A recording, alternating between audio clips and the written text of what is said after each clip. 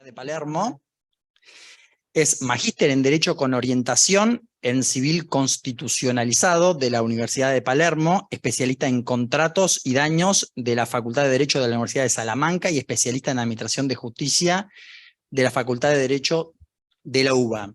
Bien, si bien la doctora aquí nos acompaña, la doctora ha tenido la gentileza de, en realidad, grabarnos un video, que en realidad vamos a escuchar el video porque la doctora está esperando a su hija, está de 8 meses y medio y no tenía la certeza de que por este tema que les cuento iba a estar acá, entonces tuvo la gentileza de grabar un video y bueno, como su salud lo ha permitido, nos va a acompañar y en el caso de que haya una pregunta, va a proceder a responderlas. Entonces, sin más, escuchamos el video que ha grabado la doctora María Soledad Tagliani. Hola, buenas tardes a todas y a todos. Yo soy María Soledad Tagliani. Muchas gracias por la convocatoria, sobre todo a las autoridades del Colegio de Abogados de San Isidro y especialmente a la doctora Sandra Biesma. El tema que hoy nos convoca es hablar de la cobertura del diagnóstico genético preimplantatorio en orden al derecho humano a la salud. Vamos a hablar de la importancia que tiene el diagnóstico genético preimplantatorio en lo que tiene que ver con la prevención de la transmisión de enfermedades. Pero para eso es importante conocer de qué tipo de enfermedades estamos hablando, para entender específicamente de qué hablamos cuando hablamos de diagnóstico genético preimplantatorio. La Organización Mundial de la Salud nos refiere como a las enfermedades congénitas, como aquellas anomalías estructurales o funcionales que ocurren durante la vida intrauterina y se detectan durante el embarazo, en el parto o en un momento posterior de la vida. Esto nos lleva a definir que existen 3 tipos de defectos congénitos: los genéticos, los multifactoriales y los ambientales. Nosotros nos vamos a detener en los genéticos, ¿sí? Que tenemos de 2 tipos, los hereditarios y los no hereditarios. ¿Qué son las enfermedades genéticas en su conjunto? Son trastornos causados por una alteración en el genoma humano. Esta alteración en el genoma humano puede provocar una enfermedad hereditaria o no hereditaria. Las enfermedades hereditarias sucede cuando uno o ambos progenitores presentan algún gen alterado que puede transmitir a la descendencia. Por ejemplo, fibrosis quística, mal de Huntington, distrofia muscular de Duchenne. En cambio, los no hereditarios también son trastornos genéticos de la alteración en el genoma humano, pero que se producen de novo, es decir, de manera aleatoria. No necesariamente tiene que haber una condición preexistente hereditaria. El ejemplo más común es la trisomía en el par 21, más conocido como síndrome de Down. Hablando de las enfermedades genéticas hereditarias, para que entendamos la importancia que tiene el diagnóstico genético preimplantatorio, podemos decir que las personas estamos conformadas por millones de células. Y en el núcleo de cada célula normal hay 46 cromosomas, que los tenemos organizados en 23 pares. Es decir, que la información genética la tenemos almacenada por duplicado.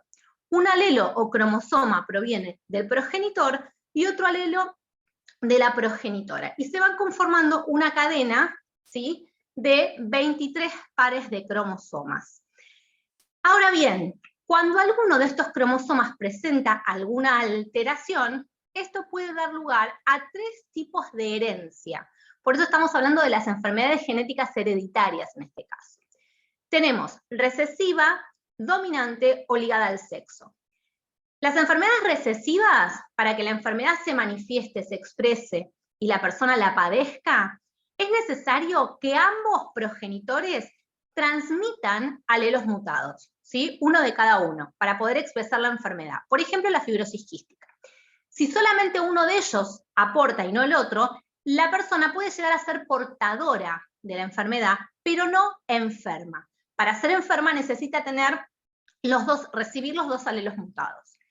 En cambio, en las enfermedades dominantes o en la herencia dominante, alcanza con recibir un único alelo mutado o cromosoma mutado de cualquiera de los 2 progenitores. Y ahí la enfermedad ya se va a expresar.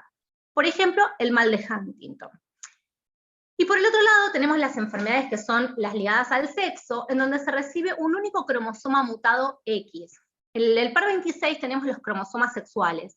Las mujeres tenemos XX y los varones tienen XY. Entonces, si una persona recibe un cromosoma X mutado, si es mujer, probablemente va a ser portadora y no va a estar afectada por la enfermedad. ¿Por qué? Porque el otro cromosoma X lo que va a hacer es tratar de reemplazar un poco la función del otro cromosoma que se encuentra alterado. En cambio, si es varón, como tiene un solo cromosoma X, probablemente sea y padezca la enfermedad. Es decir, que en las ligadas al cromosoma X van a ser los varones quienes padezcan la enfermedad y tengan todas las secuelas. Para que veamos la importancia que tiene el poder prevenir estas enfermedades, como un ejemplo tomamos la posibilidad de transmisión de la fibrosis quística. Como dijimos, la fibrosis quística es una enfermedad que tiene un tipo de herencia recesiva. Esto implica que tenemos un progenitor portador, una progenitora portadora, los dos son portadores, con lo cual tienen un 25% de probabilidades de tener un hijo o hija que sea enferma y que padezca la enfermedad. Y un 50% de probabilidades de que sean portadores, que no la padezcan pero sean portadores, con lo cual el ciclo se repite si se juntan con otro portador.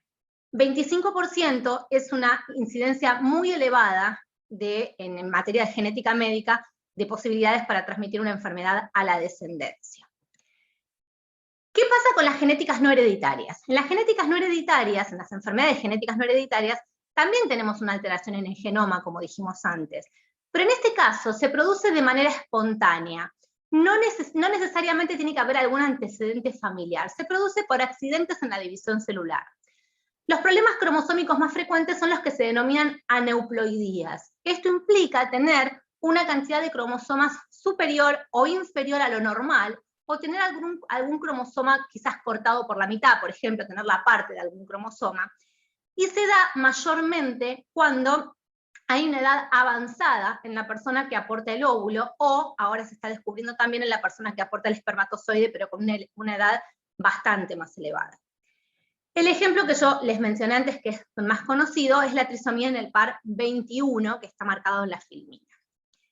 Ahora, todo esto nos lleva a preguntarnos por qué es tan importante la prevención, si existe una cura para estas enfermedades, cuáles son las herramientas que nos ofrecen las nuevas tecnologías, y qué pasa eventualmente con la cobertura de esas herramientas tecnológicas. En primer lugar, ¿por qué es tan importante la prevención? La prevención es súper importante porque este tipo de enfermedades no tienen cura. Tienen tratamientos, pero no tienen cura. Y se caracterizan por causar una discapacidad intelectual y o física. Y las enfermedades hereditarias en general comprometen la calidad de vida de las personas, tienen un carácter progresivo y en algunos casos provocan una mortalidad precoz. Es por eso que es tan importante prevenir este tipo de enfermedades, porque no hay cura y porque tienen consecuencias en algunos casos bastante graves. Ahora, ¿cuáles son las herramientas tecnológicas con las que se cuentan para prevenir? Hoy por hoy necesitamos realizar un tratamiento de fertilización in vitro, pero además un diagnóstico genético preimplantatorio. Es decir, necesitamos la combinación de estas dos cosas porque claramente, como vamos a ver ahora, el diagnóstico genético preimplantatorio de manera aislada no nos sirve si no lo podemos complementar con un tratamiento de alta complejidad. El tratamiento de alta complejidad sería la FIV, la fertilización in vitro, en donde se extraen óvulos y espermatozoides, se forman embriones, y luego se llega al estudio del PGT o diagnóstico genético preimplantatorio, que consiste en hacer una biopsia embrionaria, es decir, pinchar el embrión para extraerle algunas células y analizarlas, o eventualmente se puede analizar el líquido embrionario, ¿sí? No pinchar el embrión, sino analizar el líquido en el cual ese embrión se está desarrollando. A los efectos de realizar una biopsia, se analiza eso y nos permite determinar si hay alteraciones genéticas. ¿Para qué? ¿Cuál es la función? Es seleccionar el embrión sano para transferir al útero de la persona. Y el objetivo es la prevención y el salvaguardar el derecho humano a la salud. Tenemos, a su vez, dos modalidades de diagnóstico genético preimplantario. PGT es porque son las siglas en inglés, pero para llamarlo más en nuestro idioma es diagnóstico genético preimplantario. Tenemos el PGT-A o el PGT-M. El PGT-A es por aneuploidías, que es lo que mencionamos con anterioridad, porque permite detectar si los embriones poseen un número correcto de cromosomas o si existe alguna anomalía cromosómica en los mismos. ¿Para qué? Para prevenir, esto sirve para prevenir alteraciones genéticas, como mencionamos antes, como por ejemplo el síndrome de Down, pero también nos permite evitar pérdidas recurrentes de embarazo o fallos de implantación cuando las personas deben recurrir a tratamientos de alta complejidad. ¿Por qué pérdidas de embarazo o fallos de implantación? Porque muchas veces estas anomalías cromosómicas ni siquiera son compatibles con la generación y la llegada a término de un embarazo. Por el otro lado, tenemos lo que se llama PGT-M, que la M tiene que ver con las enfermedades monogénicas, que son las que mencionamos antes, en donde acá es un análisis genético de los embriones cuando uno o ambos aportantes de los gametos, óvulos o espermatozoides, son enfermos o portadores de una enfermedad monogénica. Ejemplo, fibrosis quística, mal de Huntington, distrofia muscular de Duchenne y tantas otras.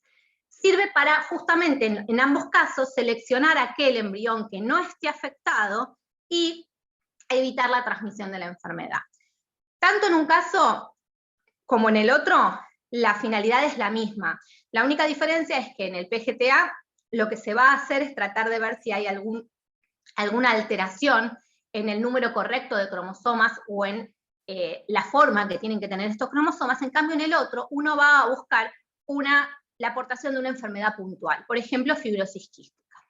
Bien, pero además, el diagnóstico genético preimplantario puede tener una finalidad extensiva o terapéutica, que es lo que también se denomina DGP extensivo. Hay algunos fallos del año 2008, por ejemplo, del año 2010, en donde tratan estas cuestiones, y hay fallos que han hecho lugar y otros fallos que no, en donde lo que sucede básicamente con este diagnóstico genético preimplantario con modalidad extensiva o terapéutica es cuando los progenitores solicitan este estudio a los efectos de tener otro hijo que sea compatible con un hijo que ya está enfermo y que necesita un trasplante, por ejemplo, de médula ósea. En el año 2010 hubo un caso en el cual los papás tenían un hijo que tenía leucemia linfoblástica y necesitaban un donante que sea compatible, y para esto dijeron, bueno, vamos a tener otro hijo y necesitamos sí o sí que se le haga un diagnóstico genético preimplantario para ver si resulta compatible, es decir, transferir al útero de la persona aquel embrión que pueda ser donante de ese hijo. Independientemente de las cuestiones éticas o no de este tipo de situaciones, la realidad es que la finalidad en ese caso es terapéutica, porque al hijo eventualmente nacido no le provoca, no tiene que someterse a ningún tipo de tratamiento para poder ser el donante, ¿sí? Bien, entonces, como vemos, la finalidad siempre está relacionada con la salud, ya sea prevención, como en estos casos, o terapéutica. La importancia entonces tiene que ver con la prevención, que la tenemos regulada en los artículos 1708 y 1710 del Código Civil y Comercial de la Nación, a través de, ¿cómo lo hacemos? Estudios genéticos que se pueden hacer las personas para saber si son portadoras o enfermas de alguna de estas enfermedades. Se recurre a las técnicas de fertilización in vitro, de alta complejidad, más diagnóstico genético preimplantario. Hasta el momento, y con relación a estas enfermedades, son las únicas herramientas científicamente avaladas para evitar la transmisión de una enfermedad. ¿Por qué decimos esto? Porque con relación una vez que la persona ya está embarazada, sí existen análisis de sangre que permiten detectar si hay una enfermedad o no. Pero en ese caso la persona ya está en un proceso de gestación. De esta forma estamos hablando de una situación previa, evitar la situación de tener un hijo con alguna patología cuando ya se sabe de antemano que existe esa posibilidad. Todo esto para salvaguardar el derecho humano a la salud. Ahora bien, ¿qué pasa con la regulación legal y la cobertura? Como dijimos antes, nosotros necesitamos no solamente el diagnóstico genético preimplantatorio, sino además tener la posibilidad de recurrir a una técnica de alta complejidad. Bueno, afortunadamente en el año 2013 se sancionó esta ley de acceso integral a los procedimientos y técnicas de reproducción médicamente asistida y su decreto reglamentario, en donde garantiza a todas y a todos la posibilidad de acceder a tratamientos de baja y de alta complejidad sin necesidad de padecer ningún tema de fertilidad, ¿sí? Ningún problema de fertilidad. Puede acceder cualquier persona que lo desee sin tener que demostrar ningún tema de salud. Ahora bien, como en todos estos procesos surgieron algunos problemas de cobertura y de interpretación de la ley, que a lo que a nosotros nos interesa tienen que ver con la cantidad de tratamientos de alta complejidad y con la cobertura del diagnóstico genético preimplantatorio. Como dijimos, para esta situación necesitamos ambas cosas, con lo cual, en lo que tiene que ver con la cantidad de tratamientos de alta complejidad, la discusión interpretativa se había dado con relación al artículo 8 del decreto reglamentario, porque refería básicamente a la palabra anual, ¿sí? Nos hablaba de 4 tratamientos de baja complejidad en forma anual, pero no se volvía a poner la palabra anual cuando se hablaba de los tratamientos de alta complejidad, con lo cual las empresas de medicina prepaga y algunas obras sociales empezaron a agarrarse de esta situación para decir, bueno, son 3 tratamientos de alta complejidad de por vida, y no querían cubrir más que esto.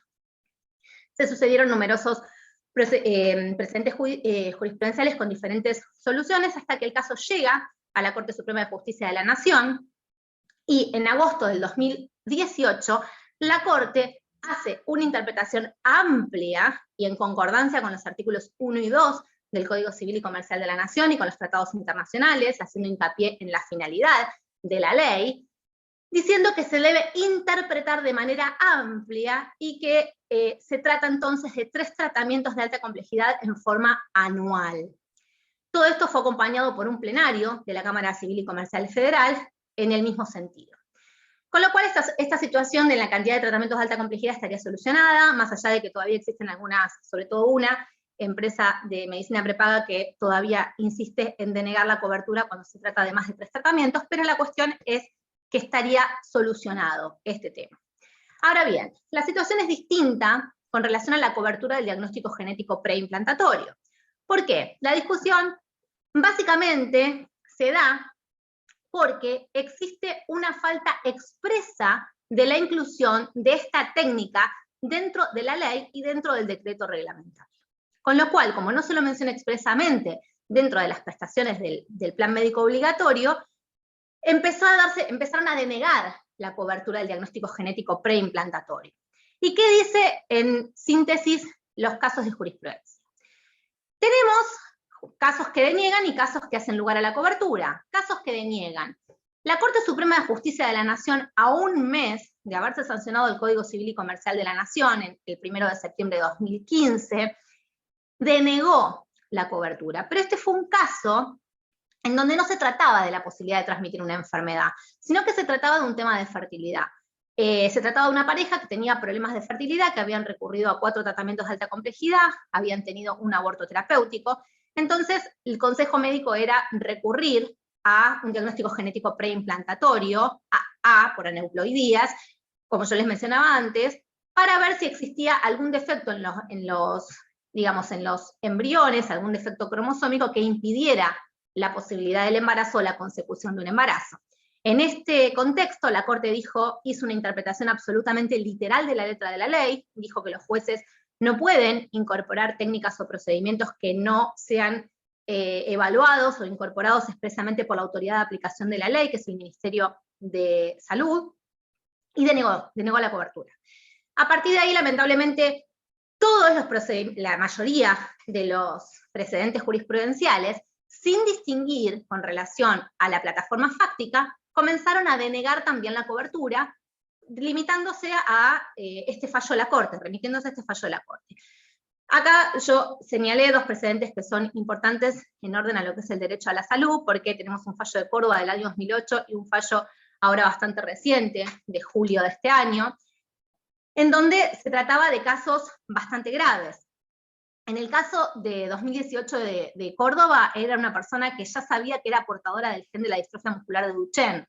que es una enfermedad ligada al cromosoma X, que tiene un 50% de probabilidades de transmitir a la descendencia, que es un montón, una probabilidad muy alta, pero además se trata de una enfermedad que es absolutamente devastadora y que no tiene cura. Sin embargo, lo que hizo la Sala B de Córdoba es decir, lamento mucho que esto sea así, pero no está incluido expresamente, con lo cual denegaron la cobertura. Otro caso es el más reciente, que es el ahora de julio del 2022. Se trataba acá, los dos padres, los dos progenitores, eran portadores de un gen que provocaba atrofia cerebral e hipotonía muscular. También tenían una posibilidad de un 25% de transmitir la enfermedad a la descendencia, y ya tenían una hija que había padecido la enfermedad, y habían quedado embarazados nuevamente y habían abortado justamente porque se habían advertido que ese embarazo, la hija también estaba afectada por esta enfermedad. Con lo cual solicitaron, para poder quedar embarazados nuevamente, en este caso, el PGTM, el diagnóstico genético preimplantario para las enfermedades monogénicas, y les fue denegado, con los mismos argumentos. Los que hicieron lugar a la cobertura fue en el año 2014, antes del presidente de la Corte Suprema, la Cámara Federal de San Martín, la Sala 1, diferente a la otra sala que mencionamos anteriormente, en donde en este caso, en el año 2014, la persona tenía un problema cromosómico donde podía transmitir una cardiopatía congénita a sus hijos, tenía un 50% de probabilidad de transmitirla, y ya habían tenido una hija que había fallecido a los 10 meses, justamente por tener esta patología. Hicieron lugar a la cobertura. Y el más reciente que hizo lugar a la cobertura es del año 2018, de La Plata, pero este caso es interesante porque también se trataba de una enfermedad, es una enfermedad ligada al cromosoma X, como el síndrome de Bruton, que lo padecía la progenitora. Solicitaron la cobertura del diagnóstico genético preimplantatorio para evitar la transmisión de la enfermedad, y en este caso la Cámara de La Plata hizo lugar a la cobertura y se aparta expresamente del fallo de la Corte. Por varias razones, pero en primer lugar dice, son plataformas fácticas distintas. El tratado por la Corte Suprema es un caso de fertilidad. Este es un caso donde está en juego el derecho humano a la salud. Pero además de eso, se trata de una enfermedad, el síndrome de Bruton, que está amparada por la Ley de Enfermedades Poco Frecuentes, que es la 26869, que específicamente el objetivo es garantizar el derecho a la salud sexual y reproductiva, y garantizar también el acceso al progreso científico y tecnológico. Con lo cual, en síntesis, se aparta y hace lugar a la cobertura fundamentalmente teniendo en cuenta el derecho humano a la salud. Bien, este es el contexto muy sintético de la jurisprudencia que tenemos hasta acá. La realidad es que aquellos que deniegan la cobertura y que se basan en este fallo de la Corte Suprema del año 2015, independientemente de que las plataformas fácticas son distintas, que eso amerita una solución y un análisis diverso, la realidad es que ponen a aquellas personas que se encuentran en esta situación, los ponen en una disyuntiva bastante complicada, porque si ya se sabe que que son portadores de una determinada enfermedad, los ponen en la disyuntiva de, bueno, planifiquemos una maternidad con un riesgo muy importante, la angustia que implica del riesgo de transmitir una enfermedad, pero además, cuando ya saben que están embarazados, la alternativa es seguir adelante y tener un hijo con una gran discapacidad, con todo lo que eso implica, no solamente para la persona nacida, sino para el entorno familiar, o recurrir a la interrupción voluntaria del embarazo. Con lo cual, solamente por decir, no está incluido expresamente en la normativa de la ley, las consecuencias son bastante gravosas, ¿sí? En donde colocan a los padres en esa disyuntiva. Porque, por el otro lado, la cobertura del diagnóstico, o sea, el diagnóstico genético preimplantario no es accesible para cualquier persona. Si bien se hace el estudio en el país, los costos son en dólares, con lo cual no es accesible para todas las personas. ¿Cuáles son los derechos humanos comprometidos? ¿Qué es lo que hay que tener en cuenta como algo fundamental a la hora de analizar y ponderar estas situaciones? El derecho a la salud, a la dignidad y a la calidad de vida de la persona nacida, pero además el derecho de estos progenitores a procrear y a formar una familia, y sobre todo a gozar de los beneficios científicos y tecnológicos. Todos estos son derechos humanos que se encuentran convencionalmente reconocidos. Por el otro lado, tenemos que tener especialmente en cuenta la interpretación de la ley en clave de derechos humanos. Esto está específicamente regulado en los artículos 1 y 2 del Código Civil y Comercial de la Nación, que nos dice expresamente que todos los casos deben ser resueltos conforme no solamente la Constitución Nacional, sino los tratados de derechos humanos en los que la Argentina es parte. Y se debe tener en cuenta la finalidad de la norma. Por el otro lado tenemos el artículo 2, que nos dice que la ley tiene que ser interpretada teniendo en cuenta las palabras y la finalidad. Leyes análogas, como leyes análogas también podemos citar a esta ley de enfermedades poco frecuentes, también recientemente en el año 2020, se dictó la ley 27552 de fibrosis quística, que declara a la fibrosis quística como de interés nacional, lo que implica también de interés nacional la prevención de la enfermedad. Con lo cual, debemos tener en cuenta la ley, su finalidad, las leyes análogas, las palabras, los tratados sobre derechos humanos, los principios y los valores jurídicos, analizando todo el sistema de manera coherente. Tiene que haber un equilibrio entre toda la normativa y la decisión. No se puede tomar una ley o una omisión que efectúe una ley de manera aislada sin tener en cuenta el contexto ni los derechos comprometidos.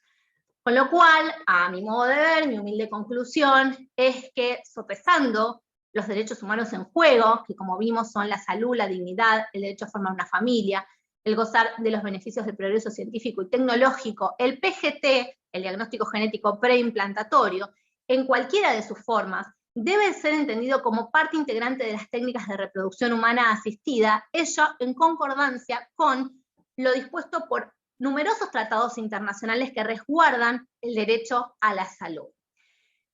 Por el otro lado, y a fin de evitar el costo emocional y material que implica para las personas que se encuentran en esta situación judicializar estas cuestiones, resulta imperioso que el Ministerio de Salud, como autoridad de aplicación de la ley, la incorpore definitivamente y expresamente en la legislación. Pero hasta tanto ello no ocurra, es importante que los operadores jurídicos analicen concretamente cada uno de los casos que se presentan y ponderen cuáles son los derechos comprometidos, los derechos humanos comprometidos, en pos de garantizar el derecho humano a la salud. Bueno, muchas gracias. Bueno, doctora Soledad Tagliani, gracias por partida doble. A los que no estaban presentes, la doctora tuvo la amabilidad de grabarnos un video porque como está próxima a ser madre, no tenía la certeza de si podía estar presente. Así que gracias por partida doble, doctora. A continuación, vamos a escuchar a la doctora Diana Fioroni, quien nos va a hablar del uso de estándares y principios de derechos humanos de las personas mayores en las decisiones judiciales. La doctora Diana Fioroni es abogada, máster en criminología, docente, investigadora, vicedirectora del Instituto de Derechos de Niños, Niñas y Adolescentes, doctoranda en temas de derecho de las personas mayores. Doctora, le cedo la palabra. Muchas gracias. Muchísimas gracias a los que están presentes por estar acá. Para los que nos están escuchando también.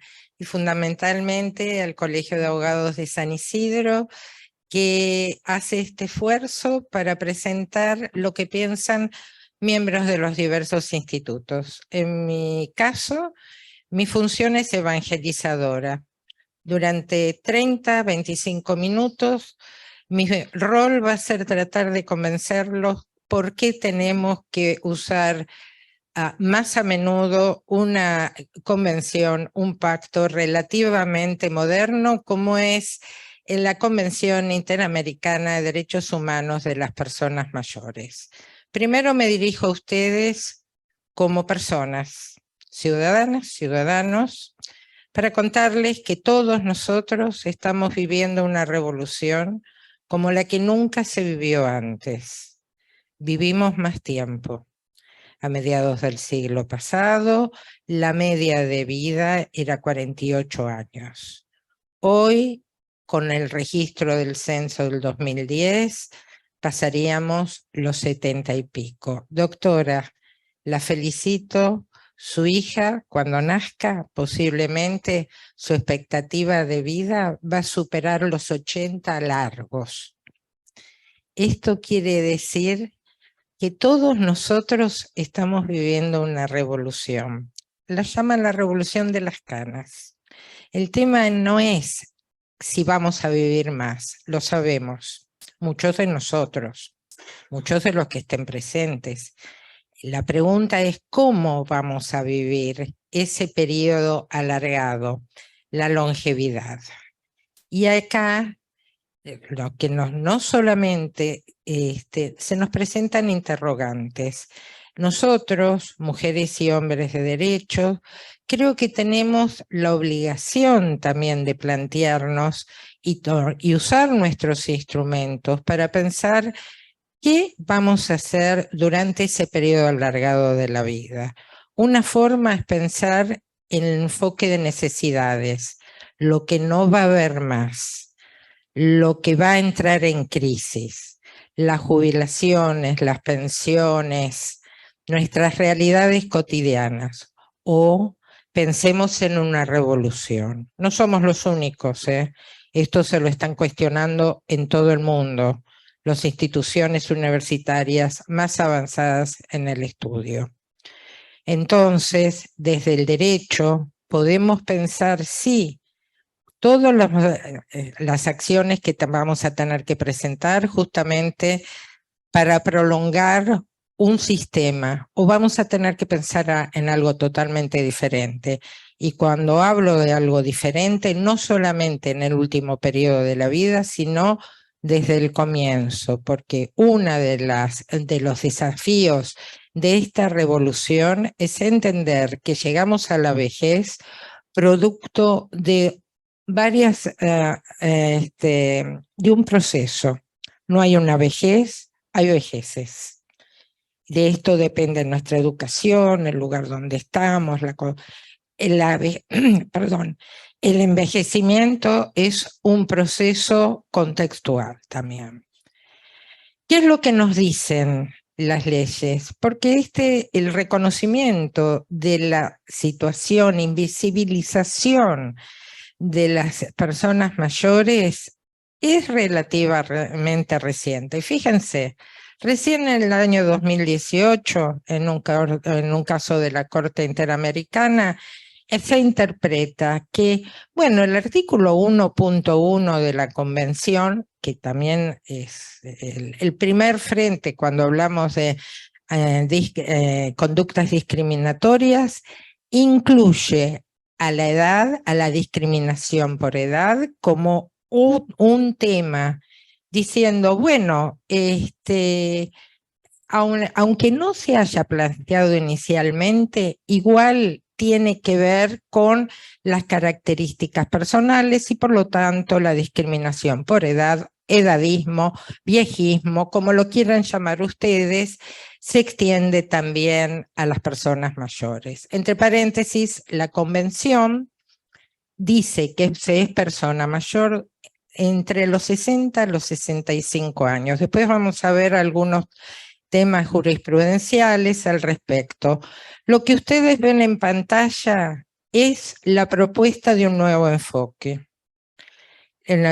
Una propuesta de un enfoque que tenga en cuenta los derechos humanos. Y por eso está esa sigla inicial se refiere a la convención. Y vean la síntesis de derechos enunciados. Algunos los conocemos, otros están extendidos y otros son novedosos porque están exclusivamente pensados para personas mayores.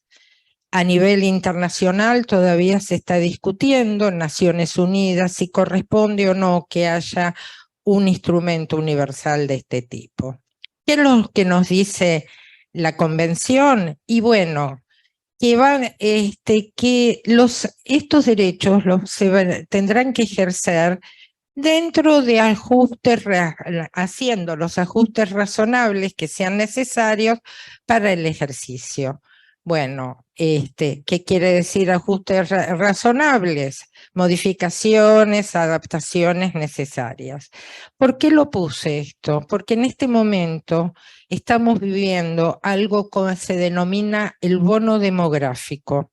Nacen menos chicos, por lo tanto, parte de nuestros recursos pueden ser dedicados a las personas mayores y todavía tenemos población activa.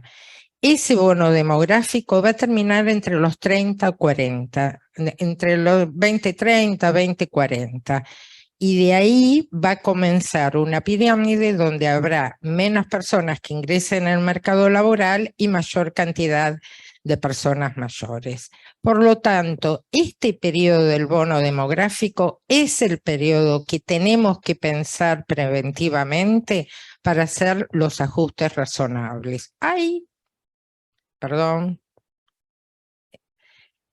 Pero cuando hablamos de ajustes razonables, no solamente hablamos del ejercicio jurisdiccional, también hablamos de la actuación en los órganos administrativos. Les traigo acá, seguramente ustedes conocen los casos tanto de Hellman contra López Mendoza, pero en los dos casos la Corte Interamericana ha dicho que la interpretación y aplicación de las convenciones no solamente le corresponde al Poder Judicial, sino también estas interpretaciones deben hacerse en los órganos administrativos. Colegas, yo lo que les planteo que es función de los abogados el impulso de convencionalidad, porque sin nosotros muchas veces no llega a la instancia necesaria la queja o el pedido de ejercicio de un derecho. Y hablando de instancias no judiciales, en el 2020 la Secretaría de Comercio sacó una resolución hablando de consumidores hipervulnerables. Dentro de esos consumidores hipervulnerables están las personas mayores. Ustedes verán en pantalla, no lo voy a repetir, pero ciertas normas que puse solamente para entender que esta resolución no se presenta de forma única, sino tiene correspondencia con una serie de normas constitucionales, nacionales e inclusive provinciales.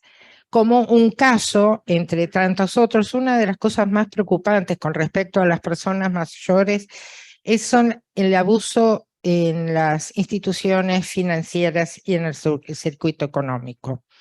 Un tema, una de las tantas, es un juicio donde se le reclama, un consumidor le dice al banco, escúcheme, yo soy jubilado y usted quiere cobrarme 600.000 pesos que no tengo en mi cuenta.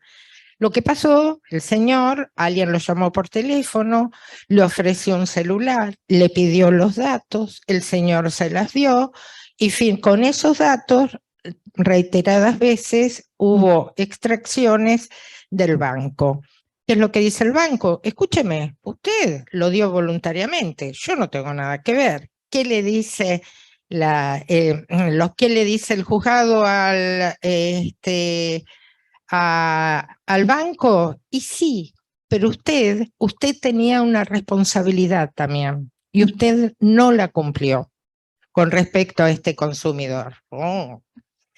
Otro tema, hablamos de personas mayores y de personas mayores quiere decir que el tiempo de vida está cortado. Por lo tanto, el plazo razonable del cual nos habla la Corte Interamericana lo tenemos que pensar desde la perspectiva de las personas mayores. Acá tenemos un caso de corte donde la corte resuelve directamente ellos actuar porque dicen, este es un tema entre AFIP y ANSES. Bueno, hay que tener en cuenta que la gente es muy mayor y hay que compatibilizar la propia vida de los justiciables para que no queden sujetos a nuevas esperas, porque si no se ve frustrados sus derechos.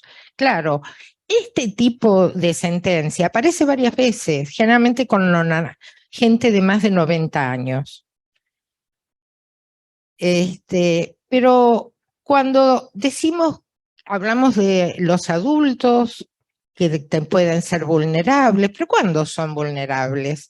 De vuelta, acá hay un fallo del viejito del 2014, donde de vuelta hablan de los nonagenarios como especialmente vulnerables, pero dice, se considera vulnerable desde que los individuos alcanzan los 75 años, en la medida que encuentren disminuida su salud y más de los 80 años. Y en el fallo se cita otra literatura. Este es un tema en formación.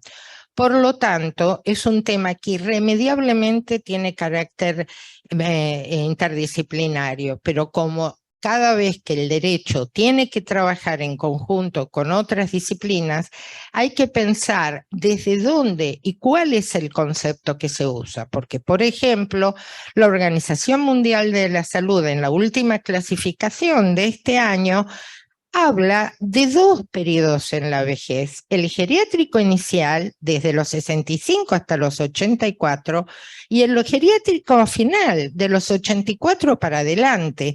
Entonces, nosotros, ¿qué criterio vamos a tomar de los tantos que hay? Algo especial, central. El edadismo, el viejismo, o como lo quieran llamar, la discriminación por edad, cómo la pensamos, los estereotipos, cómo la sentimos, los prejuicios, cómo actuamos, la discriminación. Acá, bueno, yo copié, traduje, no sé si está bien. Me pareció lindo, este es un fallo de la provincia de Alberta, Canadá. La vejez tiende a estar menos asociada con la sabiduría y la tranquilidad, y más con la enfermedad y la dependencia. Le tememos. Es más probable que discriminemos a las personas mayores en un intento inútil de distanciarnos de lo que inevitablemente nos ocurrirá a cada uno de nosotros. Esto es verdad. El derecho central alrededor del cual gira la Convención es considerar la dignidad de las personas mayores. Rápidamente traigo acá un fallo de la Corte Europea de Derechos Humanos contra Inglaterra, donde una señora muy anciana tenía dificultades, no podía salir de la cama y necesitaba una enfermera. El Servicio Público de Salud inglés le niega a la enfermera diciendo que no tenía fondos suficientes. Y la señora dice, me obligan a usar pañales, me obligan a usar sábanas especiales, y sin embargo, yo no soy incontinente, sencillamente no me puedo levantar de la cama.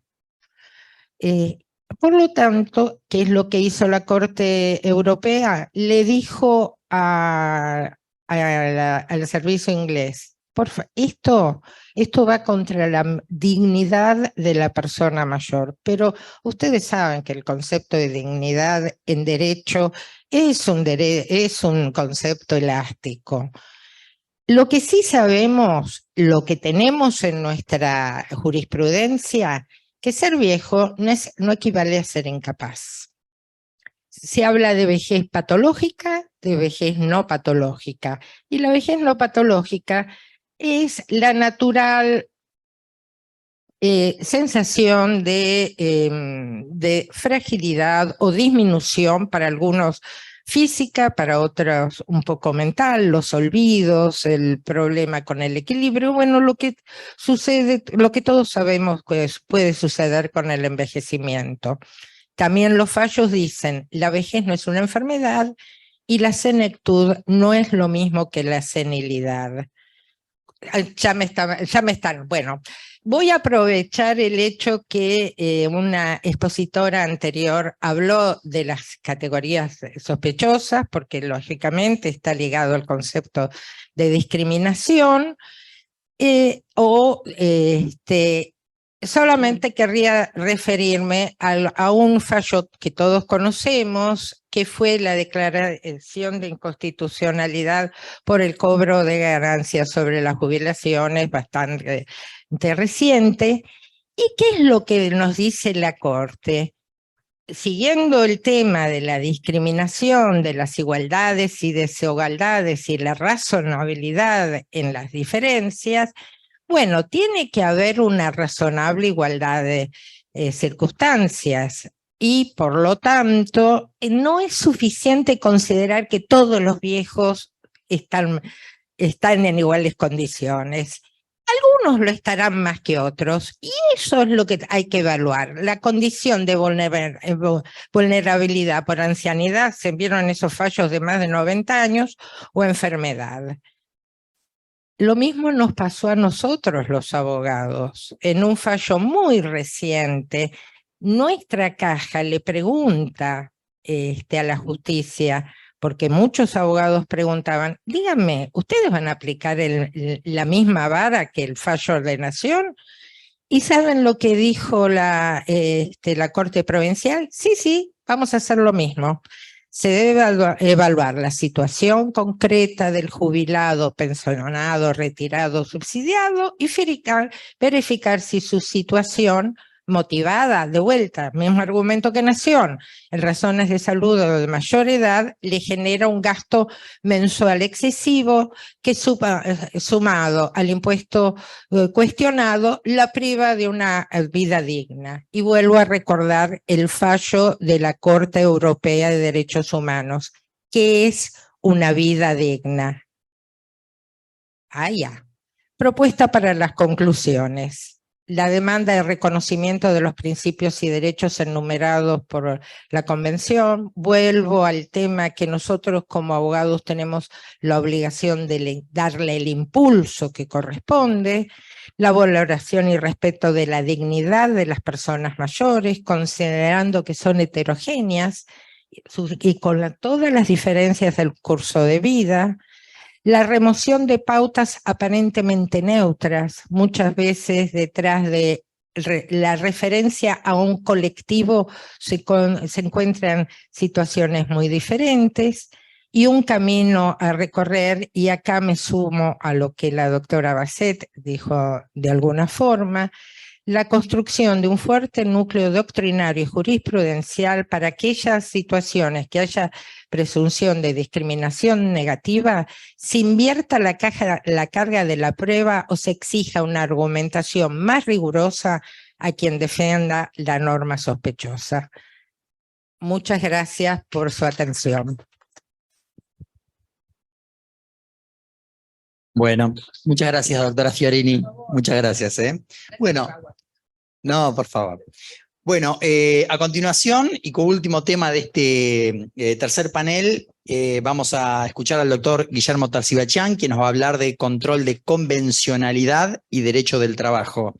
El doctor Guillermo Tarcibachian es abogado recibido en la UBA, abogado especialista en derecho del trabajo por la UBA, maestrando en el derecho del trabajo, abogado especialista en derecho de daños por la Universidad de Buenos Aires, docente en la materia Elementos de Derecho del Trabajo y de la Seguridad Social en la cátedra del doctor Mario Ackerman de la Facultad de Derecho de la Universidad de Buenos Aires. Doctor Guillermo Tarcibachian, le cedo la palabra.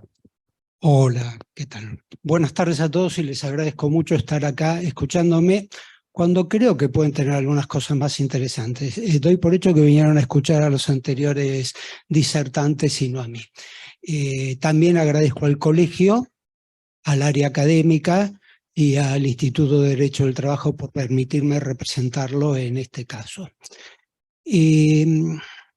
Control de convencionalidad y derecho del trabajo. Control de convencionalidad y derecho del trabajo son dos temas que están íntimamente ligados. Yo no sé de ustedes quiénes serán laboralistas, acá tengo 4 seguro enfrente mío, y ellos saben cuál es la íntima relación que tienen. Los convenios internacionales, tanto los de derechos humanos como los convenios de la OIT, los pactos comunes, digamos, han tenido una incidencia fundamental en el desarrollo y en la progresividad en la interpretación de normas de derecho del trabajo. Las normas de derecho del trabajo internas no se crean que han cambiado tanto desde 1974, salvo el gran cambio que hubo en 1976 con la dictadura militar, algunos cambios que hubo después flexibilizadores, pero lo que dio pie a un desarrollo del derecho del trabajo fue fundamentalmente las interpretaciones que hizo nuestra Corte a partir del año 2004, y entre el 2004 y el 2014, en lo que se dio a llamar la primavera laboral. Pero primero tenemos que saber más o menos qué es el control de convencionalidad. El control de convencionalidad, esto yo lo considero importante. Muchos de ustedes ya lo pueden saber, pero hay otros que no pueden no saberlo necesariamente. El control de convencionalidad es un concepto que fue parido por la Corte Interamericana de los Derechos Humanos.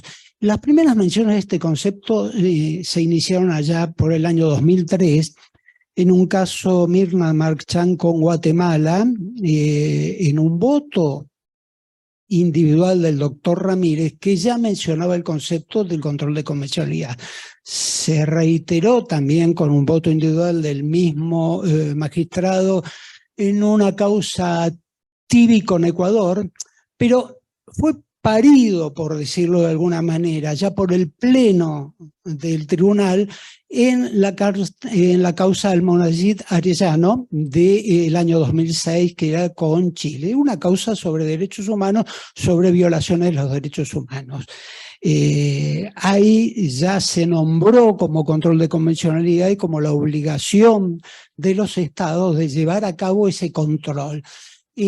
Esta mención se reiteró fundamentalmente en otro caso que fue trabajadores cesados del Congreso contra Perú, donde ya se habló del control de oficio por parte de los organismos de los estados, se habló del control de oficio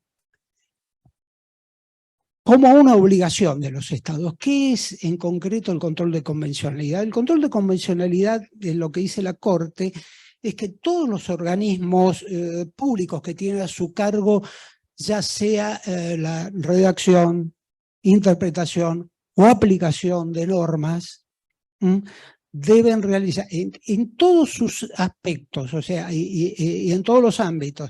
Estoy hablando de redacción, cuando hablo de redacción hablo del poder legislativo, en todos sus ámbitos, legislativo nacional, provincial, inclusive municipal, inclusive el poder ejecutivo o los poderes ejecutivos también, nacionales, provinciales, municipales, cuando tienen la posibilidad, por alguna atribución delegada o por sus mismas funciones, de redactar y promulgar normas.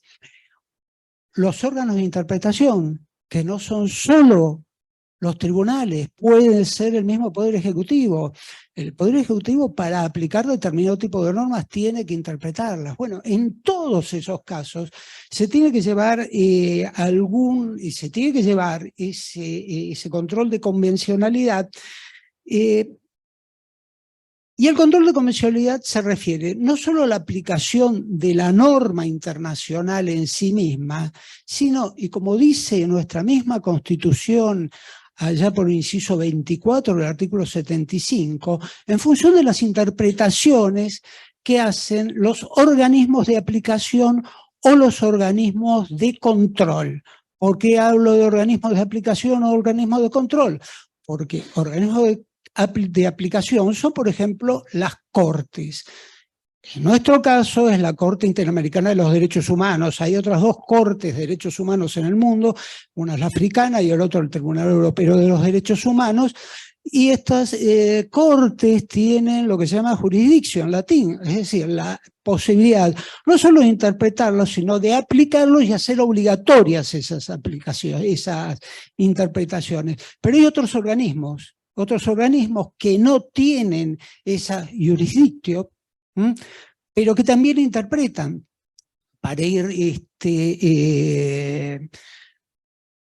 para nombrar algunos, por ejemplo, y que tienen mucho que ver con nuestra materia, con mi materia, con la materia de Derecho del Trabajo, como ser el Comité de los Derechos Económicos, Sociales y Culturales, que aplica el PIDESC, el Comité de los Derechos Humanos, que aplica el Pacto Internacional de los Derechos Civiles y Políticos, y más aún para nosotros, por ejemplo, la Comisión de Expertos de la OIT, que interpreta y aplica fundamentalmente los convenios de la OIT o el Comité de Libertad Sindical. Pero este concepto que nos da la Corte Interamericana de los Derechos Humanos allá por el 2006, no es una novedad para nosotros, es una novedad sí a nivel internacional, pero no para nosotros en la Argentina.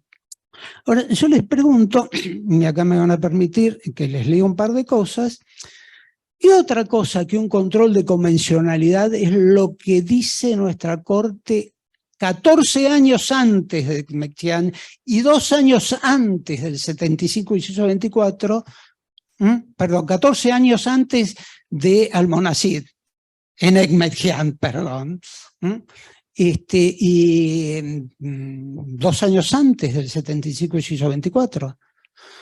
La Corte dice algo así como: la prioridad de rangos del derecho internacional convencional sobre el derecho interno integra el ordenamiento jurídico argentino en virtud de la Convención de Viena sobre el derecho de los tratados aprobado por ley 19.685.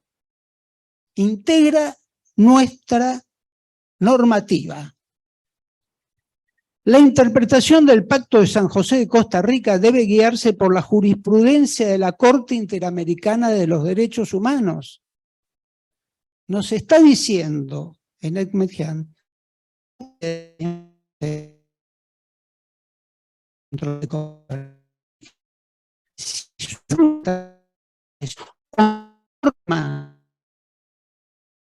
salida de nuestro poder legislativo se ajusta a lo que dice la Convención Americana de los Derechos Humanos, no solo la Convención Americana de los Derechos Humanos, porque la Corte Interamericana de los Derechos Humanos abarca todos los instrumentos de derechos humanos del sistema interamericano de los derechos humanos, pero no solo eso, porque interpreta también otros tratados internacionales.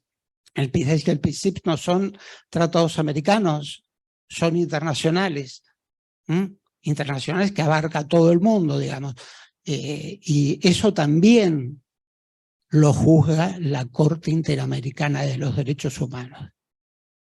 Entonces, nuestra Corte está diciendo eso, pero todo esto toma mayor regambre todavía en nuestro país a partir, déjenme ver si puedo ir para atrás, de nuestra Constitución Nacional. La siempre mal ponderada, desgraciadamente, reforma de 1994, que todo el mundo decía, es para lograr nada más que la reelección del presidente, etcétera, etcétera, trajo aparejado esto. Trajo aparejado la integración con jerarquía constitucional, no constitucionalizadas estas fuentes, sino como jerarquía constitucional, de todos estos tratados de los derechos humanos. Y también ratificó que todos aquellos tratados de los derechos humanos o no de derechos humanos, porque por ejemplo el Tratado del Mercosur no tiene que ver con los derechos humanos necesariamente, es un tratado de integración, y tienen carácter supralegal. Es decir, todo esto que estoy diciendo, todo el tema de del control de convencionalidad que tienen que hacer nuestros tribunales, ya está ordenado por nuestra propia Corte en Ekmektian, está ratificado por la reforma de 1994, y voy más allá. Ya acá nombraron varias veces los artículos 1 y 2 del Código Civil y Comercial y la ampliación de las fuentes, la ampliación del sistema de fuentes, que hace jugar indudablemente ya nuestro derecho como un todo. No podemos decir el derecho del trabajo es especializado, el derecho de familia es especializado, tenemos que tomar todo en cuenta, pero fundamentalmente tenemos que interpretarlo en función de los convenios, ya sean de derechos humanos, ya sean de derecho común, ya sean como sean. Entonces, el control de convencionalidad es interpretar la normativa en función de todo eso. Y en caso de que esa normativa sea contraria, tenemos que expulsarla de nuestro sistema normativo. ¿Cómo la expulsamos? En las sentencias individuales se declara inaplicable. Pero también hay una indicación bien clara, artículos 1 y 2 de la Convención Americana de los Derechos Humanos, de que el Estado tiene que tomar las medidas conducentes para expulsar, y estoy hablando muy coloquialmente, para expulsar esa normativa de nuestra normativa interna. Perfecto. Nuestra Corte, en muchos casos, ha tomado varios, y voy a hablar 2 segundos de esto, en varios fallos que tienen que ver con el derecho al trabajo, me voy a ahorrar otros fallos que no tienen que ver con el derecho al trabajo, pero que ha hecho aplicación de estos tratados internacionales, tanto de derechos humanos como convenios de la OIT. Les puedo nombrar, para los que sepan de derecho del trabajo, Bisotti, AT1, que es de derecho colectivo, Bisotti es derecho individual, Rossi, derecho colectivo, Pérez Condisco, que es un fallo que tiene que ver con el derecho individual y con qué significa el término remuneración, qué se tiene que tomar en cuenta para hablar del término remuneración. AT2, APSAI, son todos fallos en los que nuestra Corte Suprema ha echado mano a los convenios internacionales, tanto de derechos humanos como convenios comunes que son supralegales. Pero lo que me interesa más es la proyección que puede llegar a tener esto. Hay una opinión consultiva, la 2721, que no me voy a poner a explicar porque a mi entender es obligatorio inclusive para la Corte Suprema de Justicia de la Nación porque sería muy largo, que hace una serie de interpretaciones sobre derechos sociales. Por ejemplo, les voy a mencionar, en derecho de huelga, reconoce el derecho de huelga como a convocar la huelga, no el derecho de huelga, porque el derecho de huelga es de los trabajadores, pero a convocar a la huelga se lo reconoce inclusive a grupos inorgánicos. La jurisprudencia de acá se la concedía a sindicatos, primero con personería. En Orellano la Corte lo amplía a sindicatos simplemente inscriptos, pero la Corte Interamericana dice es de todos los trabajadores, aún grupos inorgánicos. Lo que se ha dado en llamar huelgas de simpatía, ¿se acuerdan huelgas de simpatía? Nosotros hacemos una huelga porque adherimos a la situación de la fábrica de al lado, que acá no se aceptaba, ahora sí se tiene que aceptar. Si hay un juicio, un proceso derivado de alguna huelga de simpatía, la Corte, en la opinión consultiva 2721, habla sobre las huelgas de simpatía y las acepta. Pero vamos al derecho individual. El derecho a trabajar, la reinstalación, a ver si llego a tiempo.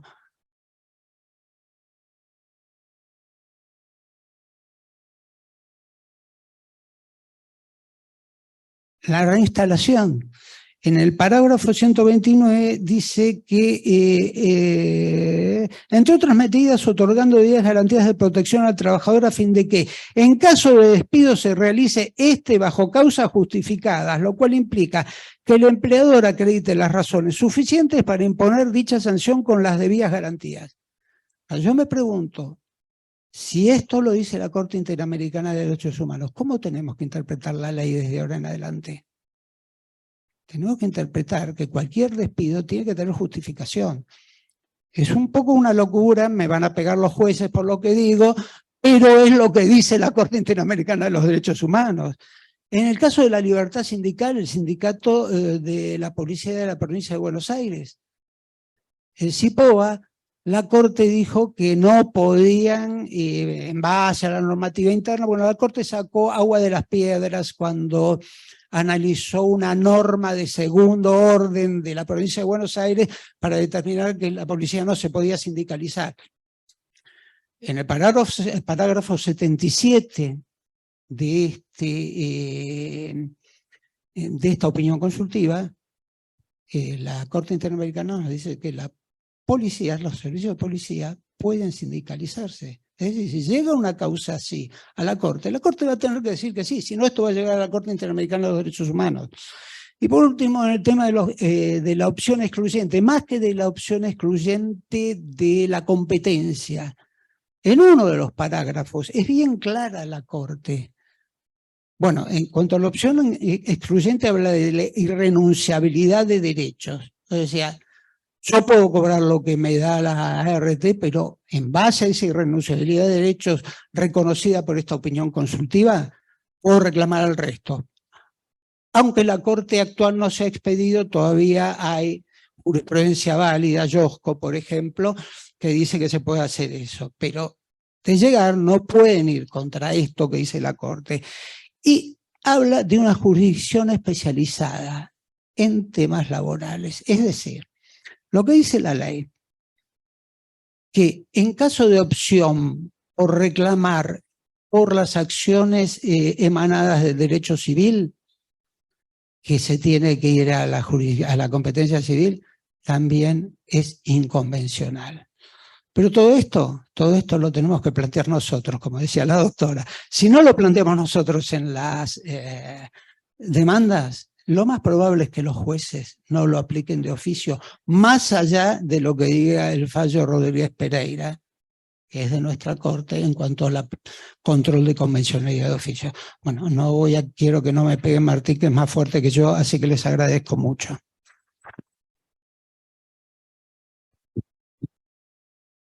Bueno, les reitero el agradecimiento a los tres disertantes por estar aquí, por indicación de la gente del área académica, quien me dice que estamos muy ajustados con el tiempo. Doy por finalizado este panel, no vamos a pasar a las preguntas.